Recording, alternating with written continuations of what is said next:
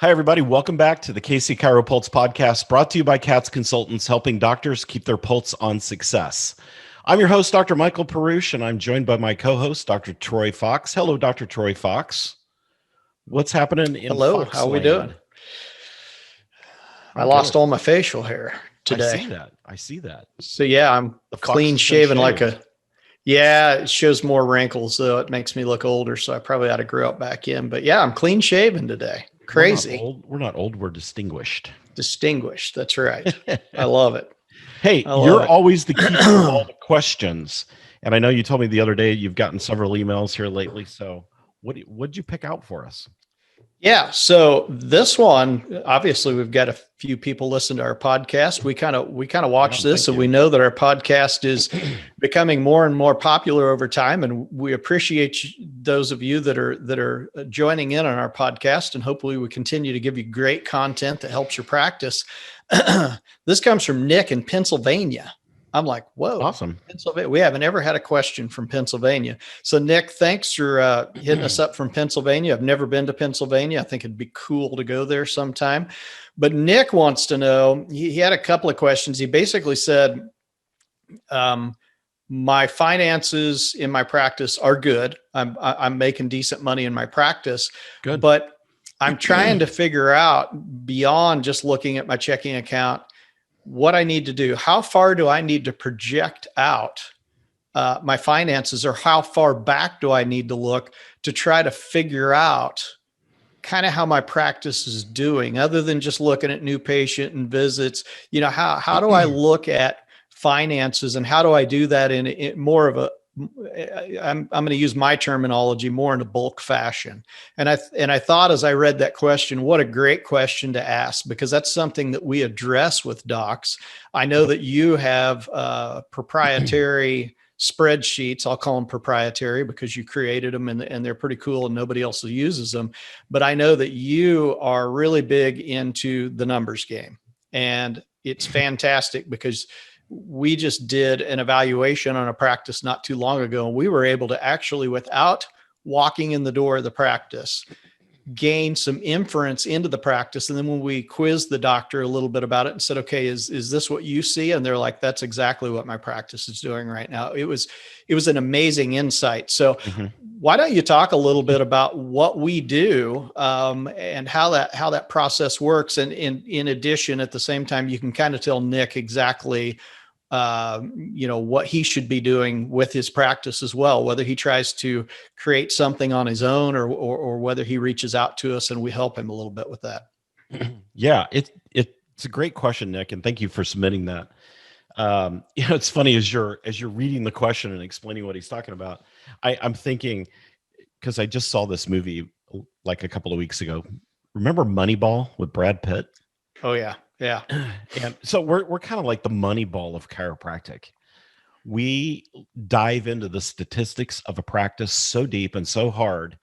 And yes, we do have some really unique and proprietary statistical models that we use to look at a practice. But to answer Nick's question, there's a lot of things that you should be looking at. Just looking at your bank account at the end of the month is not really going to tell you the health of your practice. It tells you whether or not you can make your rent. Of course, it tells you whether or not you can pay the light bill and buy some gasoline, but it doesn't tell you where your practice has been, and it doesn't tell you where your practice is going. So there are many, many statistical measures that we look at, and I don't have time to get into all of them, but at a bare minimum, you should be looking at least the relationship between services, collections, patient visits, new patients, and overhead. And if you're not looking at least those what I say, 5 basic things, you really don't know what's happening in your practice. Here's a great case in point. You say your bank account is pretty flush at the end of the month. Okay, again, that's great. That's you want that. You don't want to have a negative bank account. Obviously. Well, yeah, you're either a miserly spender, Or on the other end of the equation, you got on Amazon one too many times this month, and that's really all your bank account tells you is did you spend more than you made? I mean, or were you careful with your money? Because sometimes my wife, I kind of like to buy some stuff online now and then. I don't like to go into stores that much, but I do in my local area. I will say I support my local community as much as I can. But when I can't find it here, I'm an online guy, and every once in a while my wife will look at me and she kind of reels me in, and so she'll tell me, you need to dial it back a little bit this month. Your Amazon purchases or your PayPal account is a little higher than normal. But that's all that really tells you on your bank account. So what else do we need to look at? Will you have that conversation with my daughter next time you see her? I will. Yeah. So at the end of the month, you look at your bank account. Let's just say, you tell me it's got $20,000 in it. Okay. Mhm. Again, one more time. That's great. But where did that $20,000 come from? Well, you say, well, my practice is doing great. Is it? Mhm. Okay. Again, tell me where that money came from. Well, it came from what we collected.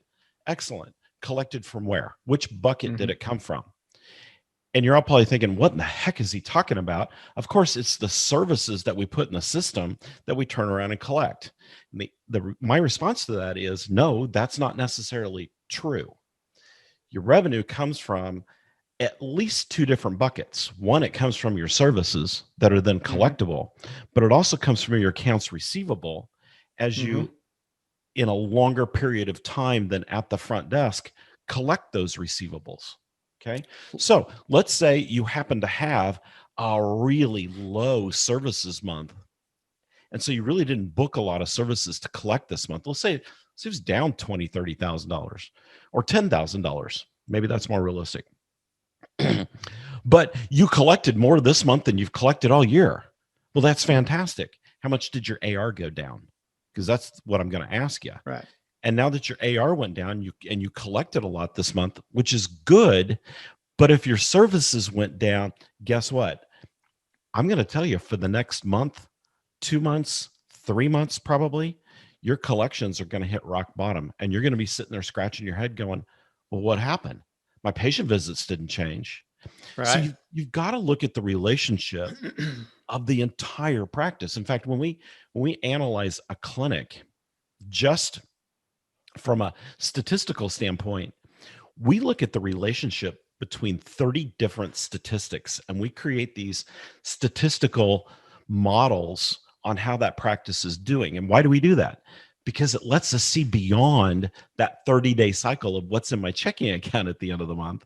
It lets us look at, where's this practice going and where has it been? And this is one of the ways in which we can value a company, and how we knew on the Mhm. practice, Troy, you were talking about, what Mhm. was going on in that practice, because Yeah. we can see it happening.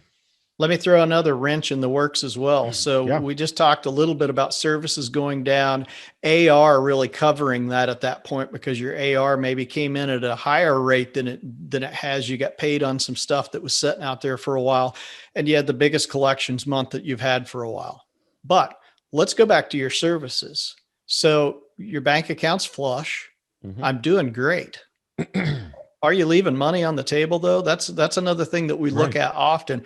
Are you billing for everything that you're doing, or are you leaving a lot of money out there because you're doing a lot of services for a patient, but you're only billing for maybe an adjustment, and you're not billing for exams. Maybe you're giving Right. away, or you elect not to do certain things because the patient, in your opinion, can't afford it, or they're in a big hurry today or whatever. And so instead of telling them what you feel like that they need and billing for those services, you just let it go. And so I think there's times as well that we have to look at that part of the coin as well, because sometimes you go, well, my bank account's doing well, so I'm doing well in practice, when in reality, you're probably working a lot harder for that amount of money that you're making than you should.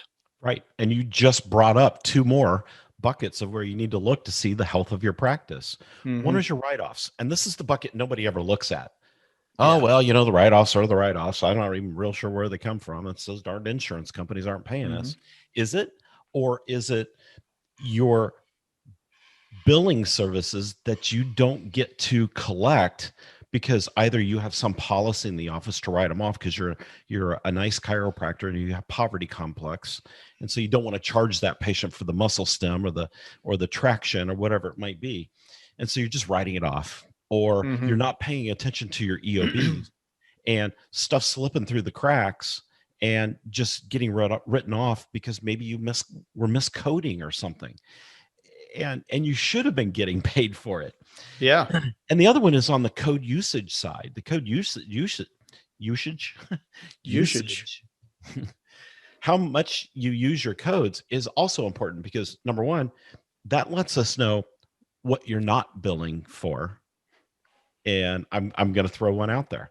How many of you out there listening actually charge for progress exams, or you just don't do them because you know you don't want to charge the patient and the insurance company isn't going to cover it, so you just don't do them? Well, we can see that. That's where, Troy, you're talking about leaving money on the table. That's one of those places where you may be leaving money on the table. Or here's another one. Maybe you haven't raised your fees in 15 years, again, because you're such a nice chiropractor. You don't want to overburden people in the community, even though they're paying more for cat food than they've ever paid for it and still buying it. But by gosh, we're going to keep our chiropractic services low.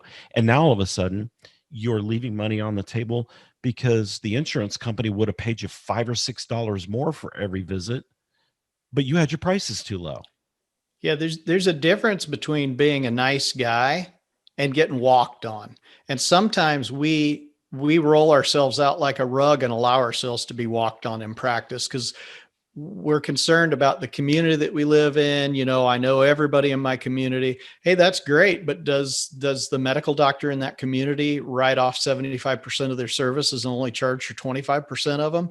And that's what we're looking at with this. We're not talking about billing extraordinary amounts for services. We're just talking about getting paid for what you actually do. And if you have a reason, if you have a reasonable cost on that, let's say you're in a rural area. I'm in a very small rural area. So my reasonable price for a progress exam may be different than it is in a metropolitan area like New York City. And I've got a lot more patients that are paying cash. Well, I have 100% of my patients paying cash, but in a cash practice, that's something that I pay attention to. I want a fair fee, but it's no different than a lot of the medical doctors that we see now that are running concierge practices, and they've reduced their overall exam fee, for example. But there still is an exam fee there. It's just reduced from what it was when they were billing through insurance and they had to have 2 insurance people in the office and all that. So it's relative to what they're doing, and they still get the same return on investment, but because they're doing it in cash, that return on investment now costs them less overall because the overhead is lower. So those are other things that we look at when you talk about leaving things on the table. It's not that we want you to start billing more and more. We just want you to get paid for what you're doing. Exactly. And then when we talk about the long-term health of your practice, which is something you really have to look at. So we've got to get out of this 30-day cycle and start thinking 6 months out, 1 year out, 18 months, 24 months, 36 months out, and projecting what our cash flows are going to look like and what our overhead's going to look like. So let me ask you a question about this, because our listeners may be curious. Sorry, I started slouching bad as a chiropractor, right? So I have a question about that, because a lot of our listeners will ask this question. I've had people ask me about this before. When we get away from this 30-day cycle, it's like, okay, how do I determine now new patients or services or number of visits? We're not asking you to not chart what you're doing on a monthly basis. We're asking you to project, correct? Right. Project. Yeah. Okay. So any business. Okay. So let's think like a giant corporation. They're not just looking at today or the end of the month. They're projecting out months and quarters ahead of time, trying to figure out where they're going to be. And that helps them understand production, changes in the marketplace, potential pricing changes they're going to have, what their supply chain costs are going to be, employee costs, and so forth. And we should be doing the same thing. We should run our practices as if it's a big business. Now, I understand most of us practice in a small microcosm environment. It's us and maybe a staff member or two most of the time. Yeah. And so when do you find time to do all this stuff? Well, this is when having a good business advisor on your team can really help. This is one of the things we do for our clients. Then we jump on a call once a month or so, or more often, and we talk about how to make sure that your practice is going to stay healthy in the future, so that $20,000 you have in your checking account that feels good right now stays there or grows. And the value of your business grows over time. And let me throw in with this. If you're committed to finding out if your practice is running on all cylinders, you sometimes have to be willing to take a little bit of constructive criticism, because we may look at your numbers and we may look at them and go, are you doing blah, blah, blah? And you're like, well, no. And we always have an excuse as to why not. I was too busy, or I'm just too nice of a guy, or, whatever's going on at the time in your life. Right. But you have to be willing to actually work on making those changes. So sometimes you're going to hear some news that's like, oh yeah, I've kind of laid off a little bit. So sometimes we are a bit of a motivator from that standpoint as well, to go, okay, you've been coasting a little bit, which is fine. We're all going to do that at times. Yeah. Now it's time to pick it back up. And here's where you need to focus. That's the great thing, because sometimes when we coast, we don't know where to pick it back up at, or what areas to focus on when we do start to engage again. And so we're kind of all over the place. Right. We can actually help you figure out, when you engage, where to focus your energy. Exactly. So when you look at your practice in just a 30-day cycle, you're scratching the surface. It's time to dig deep, you guys. I'm going to tell you, the next couple of years are probably going to be a little tough. A lot of you haven't been through a deep recession before, which it looks like if we're not there now, we're definitely on the way there. And it's time to put your entrepreneur hat on and make sure that your business is not only going to weather the storm, it can do great during the storm. You can keep the ship upright and be probably more profitable than ever if you do the right things. So if you want to talk about your practice, go to katzconsultants.com, and at the very top of the screen, you're going to see where you can click on my calendar. Let's set up a breakthrough call. We do those for free. It's no charge. Let's talk about your practice. I just enjoy, Troy does too. We just enjoy talking to doctors about their practices. If we can help you, great. If not, hey, we made a new friend out of each other. And if you want to submit a question for the podcast, send it to Troy at katzconsultants.com. I'll spell Troy for you, Troy. Troy at katzconsultants.com.